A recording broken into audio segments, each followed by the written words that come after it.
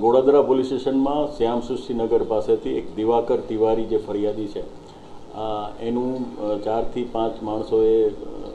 સ્કોર્પિયોમાં લઈ જઈને અપહરણ કરેલાની હકીકત પોલીસને જાણવા મળેલ જે સંદર્ભે પોલીસે તાત્કાલિક એક્શન લઈ જુદી જુદી ટીમો બનાવી અને શોધખોળ કરતા ડિંડોલીના સોહમ સર્કલ પાસેથી આ જે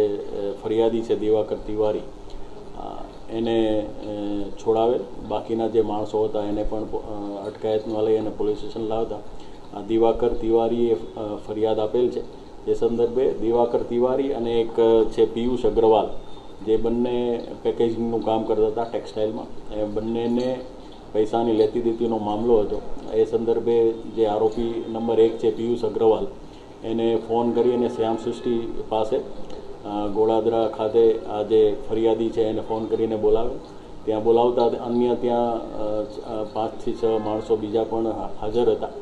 એટલે એ લોકોએ એની સાથે મારામારી કરી અને એને એક સ્કોર્પિયોમાં બેસાડી અને ત્યાંથી લઈ ગયેલ અને પોલીસે તેને અટકાયત કરી અને તમામને અત્યારે જેલના સળિયા પાછળ નાખેલ છે અને આ સંદર્ભે વધારે તપાસ ગોળાદરા પોલીસ સ્ટેશન કરી રહી છે.